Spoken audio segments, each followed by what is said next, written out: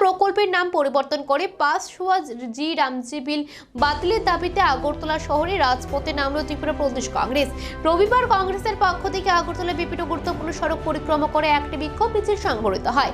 মিছিল শেষে কেন্দ্র সরকারের সিদ্ধান্তের প্রতিবাদ জানিয়ে দেশের প্রধানমন্ত্রী নরেন্দ্র মোদীর কুশপুত্তলিকা দাহ করা হয়। কংগ্রেস নেতৃত্বের অভিযোগ, এমজিনরেগার নাম পরিবর্তন করে কেন্দ্র সরকার গরিব ও শ্রমজীবী মানুষের অধিকার খর্ব করার চেষ্টা করছে।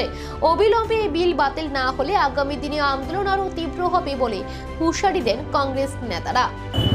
জাতীয় কংগ্রেস এই যে গতকালকে যে গত পরশু আমাদের পার্লামেন্ট অধিবেশন যেটা শেষ হয়েছে, সেই অধিবেশনে আপনারা লক্ষ্য করেছেন দেশের ৯৯% মানুষের স্বার্থ বিরোধী এবং দেশ বিরোধী যে গুরুত্বপূর্ণ কতগুলি আইন প্রণয়নের লক্ষ্যে বিল পাস করা হয়েছে, তার মধ্যে যেটা স্বাধীন ভারতে সবচাইতে ভয়ঙ্কর গ্রামীণ জনগণের উপর নগ্ন আর্থিক আক্রমণ,